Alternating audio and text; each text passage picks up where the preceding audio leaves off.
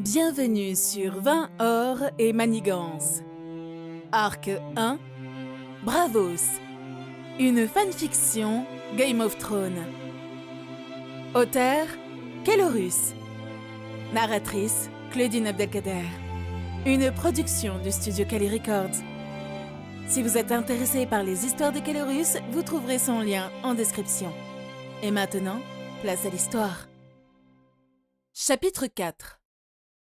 Myr, Essos. Une semaine plus tard, 285 après la conquête. Le silence régnait dans la pièce, lourd, pesant, oppressant. Vaelmyr fixa l'enfant agenouillé devant lui. Non pas un enfant, un rat. Un misérable rat tremblant dans ses haillons souillés. Le gamin était revenu il y a à peine 1 heure, ramené par un messager de Bravos. Personne n'avait compris ce qui se passait avant que l'émissaire ne livre le message officiel de Bardato. Myr m'a envoyé 2 assassins, je vous rends celui-ci. Bon baiser de Bravos. Un putain de cadeau. Vaelmyr bouillonnait intérieurement. Ses ongles raclèrent doucement l'accoudoir de son fauteuil en bois laqué. Il avait envoyé 2 hommes, 2 navrés, les meilleurs. Ils n'avaient jamais échoué. Jamais. C'est pour ça qu'on les payait autant, car ils ne connaissaient presque pas l'échec. À part les sans-visage, il n'y avait pas mieux. Et pourtant, il n'avait devant lui qu'un seul survivant. « Parle !» Le garçon tressaillit violemment. Il ne leva même pas les yeux. Son corps tremblait de la tête aux pieds. Pas de peur, de terreur absolue. Qu'ont-ils bien pu lui faire ? Se demanda Xeracio Vaelmyr. Il ouvrit la bouche, mais aucun son n'en sortit. Vaelmyr inspira lentement par le nez, commençant à perdre patience. « J'ai dit, parle !» Cette fois, il balbutia quelque chose, sa voix rauque, étranglée, comme si ses cordes vocales avaient été usées jusqu'à la corde. « Monstre ! Un monstre !» Vaelmyr plissa légèrement les yeux. « Explique-toi !» Le gamin déglutit avec peine, chaque respiration sifflante, chaque mot semblant lui arracher un effort colossal. Il n'a pas su qu'on venait. Il n'a pas deviné. Il a juste... Il avala de travers et se mit à tousser. Il a juste réagi. Il nous a écrasés. Vite. Pas normal. Pas un homme. Vaelmyr ne bougea pas, mais quelque chose au fond de lui se crispa. Bardato n'avait pas été informé, ne savait pas pour les assassins. Et pourtant, il les avait vaincus. Et sans retenir ses coups, vu l'état de l'assassin en face de lui. Un coup de chance ? Impossible. On ne survit pas à un assassin dénavré par hasard. Mais comment ? Comment a-t-il fait pour survivre ? Vaelmyr n'aimait pas ça du tout. Le gamin reprit, la tête basse, le regard fixé au sol, incapable d'affronter celui du magister. « Il nous a capturés. » Sa voix était presque un souffle, un murmure traînant. « Il nous a emmenés et il a commencé. » Vaelmyr haussa un sourcil. « Commencé quoi ?» Silence.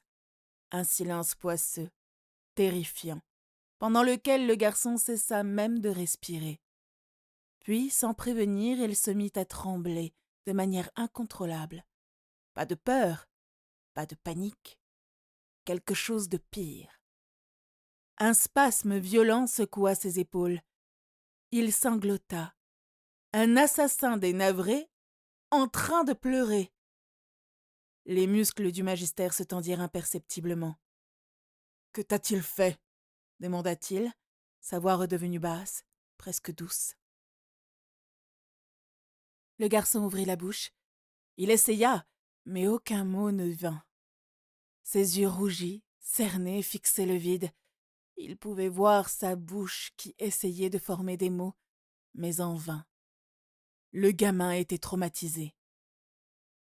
Vailmire avait vu cet état avant, sur des esclaves qui avaient trop souffert, sur des prisonniers qui avaient supplié trop longtemps, sur des hommes qui ne s'en remettraient jamais. Il comprit le message.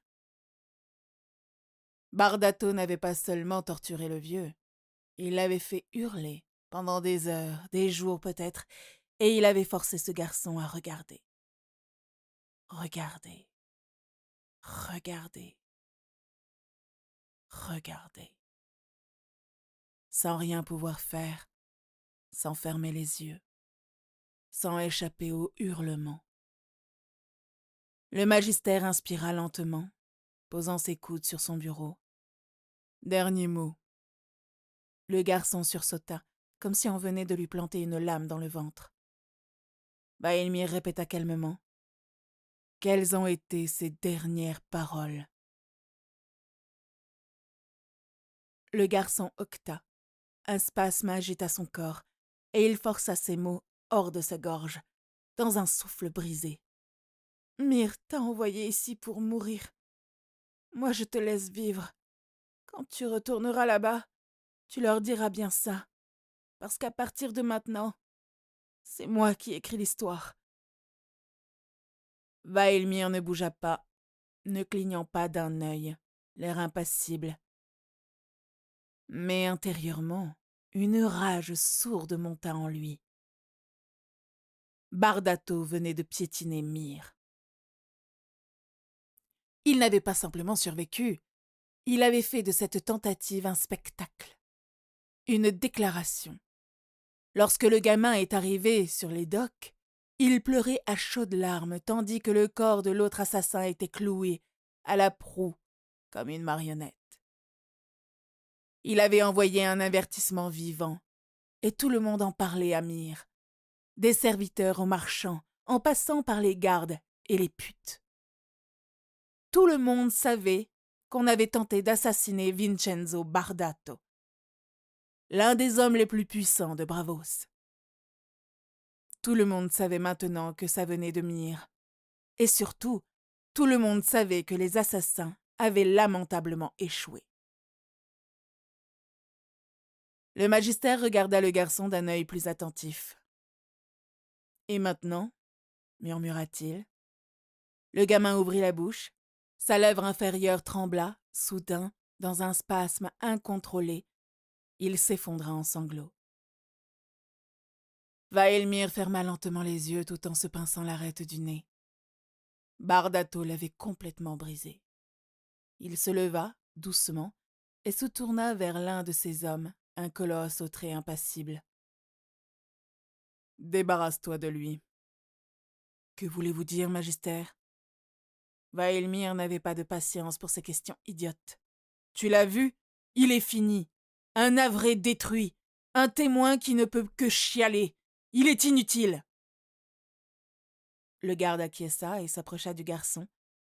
Quand il lui attrapa le bras, ce dernier hurla. Un hurlement de pure terreur. Il lutta, se débattit comme un animal piégé, griffant, mordant, suffocant, et réussit à attraper la lame du garde. Dans un coup inattendu, il tua le colosse, et Vailmire se figea. Et le gamin se mit à rire. Pas un rire amusé ni moqueur. Non, c'était un rire hystérique, le rire d'un homme qui avait atteint la folie.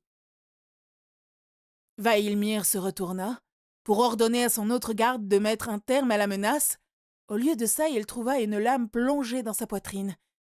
Il eut du mal à comprendre. « Qu'est-ce que... Ah, quoi ?» Le garde le regarda avec un petit sourire. « Un nom a été donné au dieu multiface. La banque de fer n'a pas aimé votre tentative. » C'est à ce moment qu'il comprit son erreur. Il croyait que les liens de Bardato avec la banque de fer étaient une légende. Il s'était trompé. « Myre, on se vengera !» cracha-t-il avec du sang. Un homme n'a pas à s'en faire. Un exemple sera fait. Myr ne se vengera pas. Vaelmyr ne put s'empêcher de maudire intérieurement Vincenzo Bardato.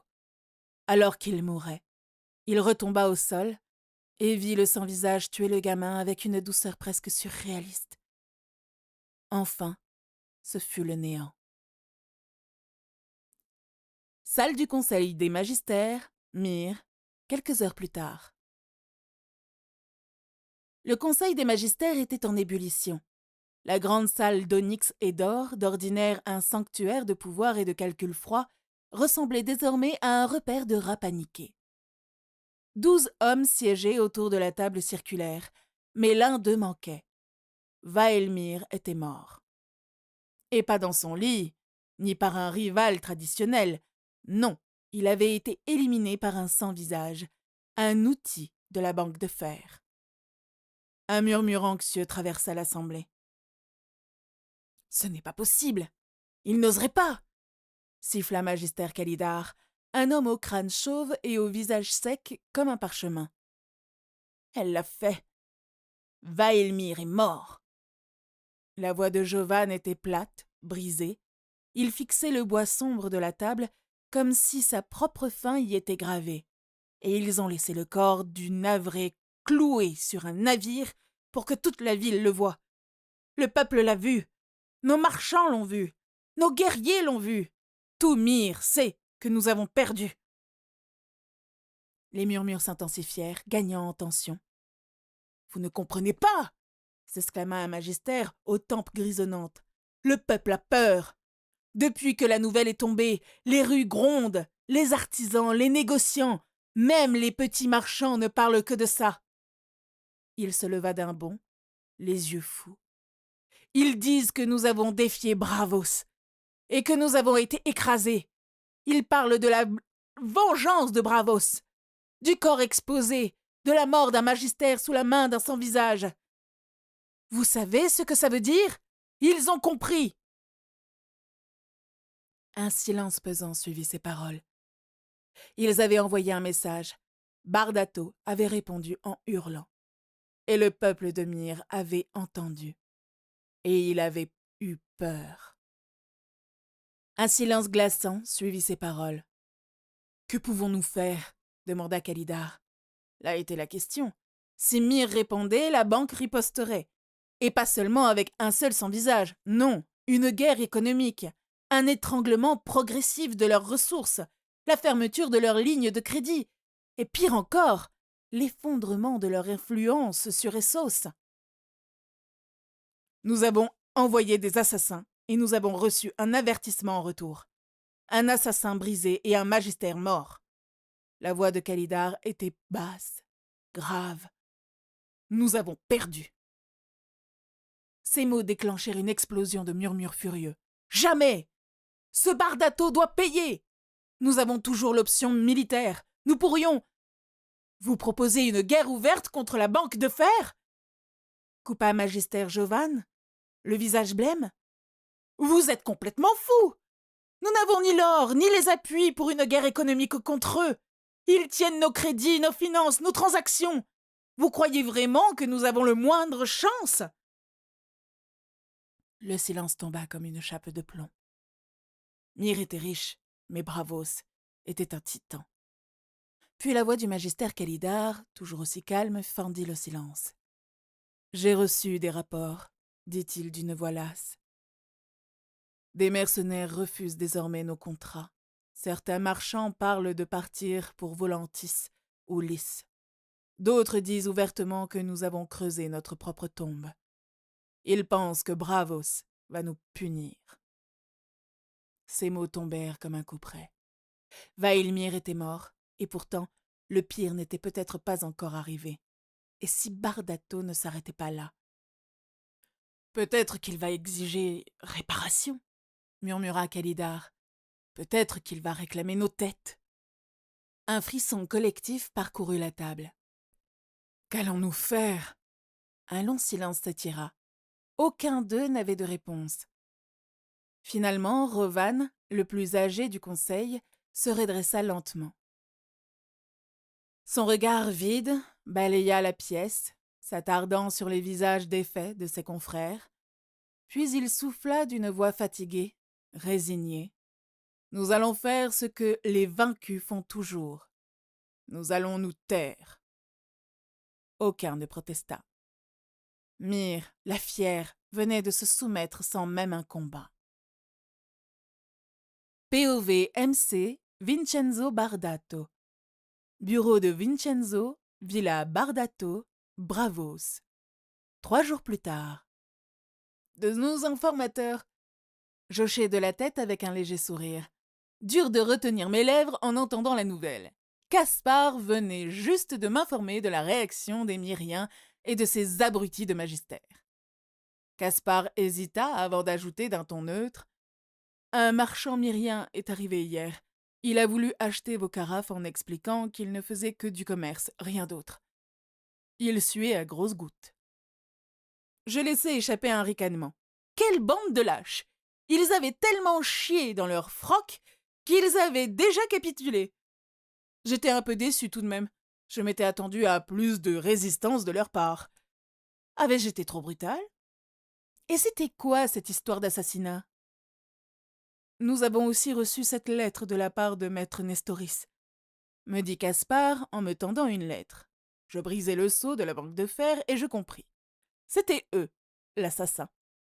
Ils n'avaient pas dû aimer l'attaque sur Nestoris. Ou peut-être nous défendaient-ils tous les deux? Après tout, je reste un des membres de la banque de fer. En tout cas, l'assassinat mêlé avec mon petit message avait parfaitement fonctionné. Il n'allait plus me déranger, ça c'était sûr. Enfin, pour le moment en tout cas. Ils vont sûrement recommencer, mais pas maintenant. Dans quelques années peut-être. Bah, je m'en foutais. J'avais plus important à faire. Bien, bien. Au moins, ils me feront plus chier. Je lui dis en soupirant d'aise dans mon bain. Ouais, j'étais dans un grand bain fumant, et c'était le pied d'enfer. Vous n'avez pas mal? Me demanda Caspar en récupérant la lettre. L'eau est brûlante, monseigneur.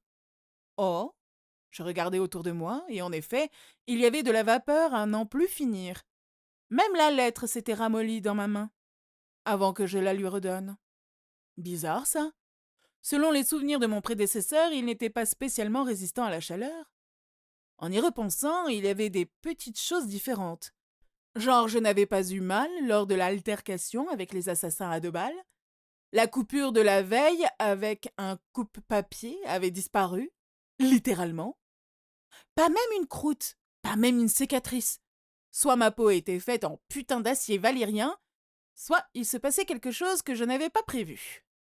Et vu comment ma vie se transformait en bordel cosmique, je penchai pour la deuxième option. Pas du tout, c'est même très agréable, je lui dis avec un sourire. Qui sait, j'ai peut-être du sang valyrien. Mais je savais que c'était faux. Et lui aussi, les Bardato n'avaient pas de sang valyrien, comme la majorité des Bravosi. Après tout, on détestait les Valériens par principe, eux qui avaient réduit nos ancêtres à l'esclavage. Mon petit doigt me disait que je devais réagir pareil au froid. On dit souvent que dans les isekai, on a un petit avantage, genre des pouvoirs magiques ou autres. Bon, moi je suis riche, mais qui sait, peut-être que c'était pas ça, mon avantage. Peut-être qu'un corps parfait l'était. Voilà qui laissait à réfléchir. Une réponse de la guilde des marchands? Après la réussite de mes carafes, je m'étais empressé de terminer mon système métrique. J'avais les liquides, les mètres, il ne manquait que les masses. Et pour ça, rien de plus simple. Je savais qu'un litre d'eau valait 1 kilo. Les balances existant déjà, il m'a suffi de placer un pichet rempli d'1 litre d'eau, après avoir égalisé le pichet vide. Résultat, je me suis retrouvée avec 2 litres et 3 onces. Après, j'ai ordonné à un forgeron de me fabriquer un poids en métal égal à ces 2 livres et 3 onces. Bon, ce n'était pas totalement égal à 1 kilo, mais rien qui ne put être corrigé en rabotant le métal. J'ai ensuite recommencé avec 500 ml, 100 ml et 50 ml pour avoir 500 grammes, 100 grammes et 50 grammes. On a même réussi à obtenir un poids de 10 grammes. Mais plus petit était impossible. sauf en utilisant des graines. Le fait de m'attaquer aux mètres et litres m'avait facilité la découverte des masses. J'étais content, et surtout, j'avais terminé mon système métrique. Et bien entendu, je devais le faire adopter. J'avais ordonné à ce que tous mes navires de commerce, boutiques et marchands utilisent ce nouveau système de mesure. Mais pour qu'il soit vraiment adopté, il fallait viser plus haut et plus gros. En 3 mots, guilde des marchands. Elle méritait bien son titre. Elle s'étendait de la Lanterne Bleue au nord jusqu'au marché aux poissons au sud, de la ville Noyée à l'ouest jusqu'à l'embouchure du Canal Vert à l'est. Et en tant que riche homme de Bravos, possédant de nombreux commerces, dont ma fameuse verrerie, j'en étais l'un des membres les plus influents. Mais pas le plus influent. Le plus riche peut-être, mais n'était pas le plus influent, le plus riche. Non, le plus influent était celui qui possédait le plus de commerce, et ce titre revenait à Aziela Valera, ma tante. C'était une femme riche et puissante. Sa fortune avait d'ailleurs grandi de façon conséquente avec le mariage de mes parents, l'union des familles Bardato et Valera, ayant créé une alliance commerciale hors du commun. Mais je savais aussi qu'elle n'était pas appréciative du changement, alors mes suggestions, j'en avais foutrement aucune idée. Et j'attendais la réponse avec impatience. La guilde voit d'un très bon œil votre proposition de système, métrique. J'hochai de la tête, l'encourageant à continuer. Il n'avait pas encore pris l'habitude d'utiliser mon système. Mais j'avais confiance en lui. Cependant, il souhaite négocier. J'aurais dû m'y attendre. Avec mon système, il devait changer beaucoup de choses, et surtout acheter les outils pour mesurer. Règles, équerres, rapporteurs, mais aussi des doseurs et des poids pour les balances. Une vraie fortune. Et bien entendu, j'avais pas proposé de réduction. Comme je m'y attendais, je lui dis. Quelle est la proposition? Votre tante vous invite à dîner pour en discuter. Hein? Depuis quand cette vieille bique m'invite pour dîner? Il y avait anguille sous roche, et mon regard avait dû me trahir vu la réaction de Caspar. Puis-je parler franchement, monseigneur? Je lui fis signe de la main. C'était si rare. Des rumeurs circulent à Bravos, commença-t-il tandis que je me raidis dans mon bain. On murmure que Redrazi Vadremino convoite la direction de la guilde des marchands et que son fils viendrait à prendre la tête de la guilde des orfèvres si ça venait à se produire. Oh, ça sentait le casse-tête à plein nez. Les Vadremino étaient les rivaux des Valera, mais pas des Bardato. Enfin, pas à l'origine. Le mariage de mes parents avait changé la donne. Les Vadremino dirigeaient depuis plus de 100 ans la guilde des orfèvres, qui fut auparavant sous contrôle des Valera, d'où la querelle, pendant 300 ans. Ils étaient riches, mais contrairement à nos familles, ils n'étaient pas des porte-clés. La moitié des bijoutiers de Bravos étaient sous leur coupole, tandis que les autres bijoutiers étaient indépendants, membres de la guilde. Un seul bijoutier était sous les Bardato, tandis que 2 appartenaient aux Valera. Mais même ensemble, on ne faisait pas le poids. Il y avait 14 bijoutiers à Bravos, après tout. Et je suppose que cette vieille carne veut mon soutien? Caspar hocha la tête, sérieux. À vous deux, vous contrôlez la guilde des marchands. Votre soutien lui est indispensable, monseigneur. Je laissai échapper un soupir, levant les yeux au plafond. Évidemment. La vieille bique ne m'avait jamais invité à dîner, et là, soudainement, elle voulait discuter en privé. Non, ce n'était pas un simple repas familial. C'était une négociation, une demande, un marché à conclure. Bref, rien de nouveau. Mais des emmerdes en devenir. Je savais que j'étais le 2e membre le plus important de la guilde. Mon contrôle de l'arsenal faisait de moi le maître de la guilde des charpentiers. J'avais imposé la guilde des verriers comme un acteur majeur de Bravos, grâce à mes ventes et à mes mines. Je risquais même de prendre le contrôle de la guilde des mineurs. D'ailleurs, j'avais reçu les rapports qui m'avaient conforté dans mes projets. Les veines étaient profondes, riches et surtout, on avait localisé une 4e mine sur l'une des parcelles de montagne m'appartenant. Une mine de gemmes, dont l'exploitation allait commencer sous peu. Bref, Aziela Valera n'aimait pas devoir quelque chose à qui que ce soit, mais elle avait besoin de moi.